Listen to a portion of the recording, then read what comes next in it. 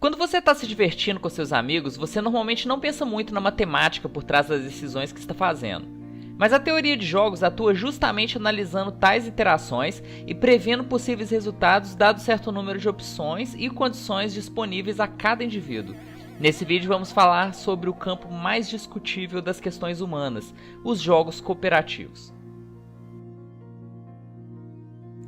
No vídeo anterior, nós simplificamos a divisão clássica da teoria de jogos em jogos competitivos e cooperativos, definindo a competição como qualquer problema cuja conclusão possui vencedores e perdedores. Lembrando também que quando nos referimos a jogos aqui, não estamos falando sempre de todas as mecânicas e metas que compõem um único jogo, mas sim cada ciclo de tomada de decisões e suas dinâmicas individuais. Demos o exemplo do jogo de futebol, em que jogadores atuam em cooperação entre si, mas em competição contra o outro time. Mas o que é então um jogo sem vencedores e perdedores? Se todos agirem em cooperação, não é natural que todos sejam considerados vencedores ao atingirem seus objetivos? Sim e não. Pode-se dizer sim que, por uma perspectiva, alguém venceu em um jogo cooperativo. Porém, a grande questão a ser discutida aqui é a congruência dos interesses individuais e os interesses coletivos. O game designer não se preocupa tanto com o resultado, mas sim com a satisfação individual e do grupo com a experiência como um todo. Vamos às propriedades de um jogo cooperativo. Um grupo de pessoas agindo em conjunto é chamado de coalizão. Jogos podem ter uma coalizão única, podem ter várias coalizões, ou permitir que jogadores formem ou troquem de coalizões, seja por escolha, sejam forçadas pelas regras do jogo. Sem competição temos o equilíbrio de Nash para determinar o balanço entre a melhor estratégia dos jogadores, em cooperação temos o valor de Shapley. O valor de Shapley é um ponto de equilíbrio na divisão de ganhos e custos entre jogadores, de acordo com o valor de sua contribuição individual e analisando sua eficiência e simetria. A eficiência avalia a relação entre o investimento e a recompensa. A simetria avalia a distribuição desses valores entre os jogadores. Podemos analisar isso em diversas tipificações, por exemplo, a distribuição da recompensa ser proporcional ao investimento de cada jogador, ou a recompensa total ser maior que a soma dos investimentos individuais, independente da contribuição individual. A experiência projetada pelo designer vai depender da solução que ele priorizar, dando aos jogadores a sensação de realização ou não de seus objetivos. Para explicar, vamos considerar um jogo simples, a divisão de uma conta de restaurante. Um jogo onde todos precisam contribuir justamente e não há vencedores ou perdedores. Normalmente a gente divide por igual para simplificar, certo? Mas para um jogo colaborativo justo, precisamos considerar a eficiência e a simetria dos jogadores, senão sequer compensaria entrar em coalizão. A nossa conta deu R$100 a serem divididos entre os 3 jogadores. Primeiro vamos considerar quanto cada um gastaria se comesse sozinho, e depois vamos especular quanto ficaria a conta se estivessem em duplas. Alguns podem até dividir um prato maior, por exemplo. Se nós tivéssemos mais pessoas, a gente continuaria o processo, avaliando trios, quartetos, por aí em diante. A gente vai agora analisar cada combinação, a partir do potencial individual de cada, e estipular quanto os demais precisariam contribuir para chegarem no valor total da grande coalizão. Ou seja, A, se estivesse sozinho, pagaria R$50, e B, com A, precisaria colocar só mais R$10 para chegar nos 60 que eles gastariam juntos. Ou seja, C precisa contribuir com mais 40 para chegar no valor total de 100. Agora, considerando A e C, C vai dividir o prato de 50 que o A pediria, então B teria que contribuir com outros 50.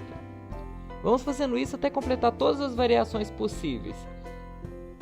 Ao final a gente vai tirar uma média das 3 linhas e descobrir qual é o valor que A, B e C terão de pagar individualmente, o valor mais justo para os 3. Em competição, o investimento muitas vezes pode ser muito maior do que o valor da recompensa, e desde que você atinja o mínimo necessário para vencer, está tudo certo. Esse conceito não tem como existir em jogos colaborativos, e por isso boa parte das estratégias de dominância, aquelas em que um ou mais jogadores agem pela melhor estratégia possível, normalmente não dão a todos os participantes em cooperação uma sensação de vitória. A grande questão é que, como falamos no vídeo anterior, nossos instintos mais básicos favorecem nosso espírito competitivo em detrimento do nosso espírito de sociabilidade. É um pensamento que vem antes. A tendência natural do nosso pensamento é racionalizar a solução de problemas, e quando ao menos um jogador apresenta tais soluções para a coalizão, nossa tendência natural é relaxar e permitir que o jogo siga seu curso. Já está resolvido o problema.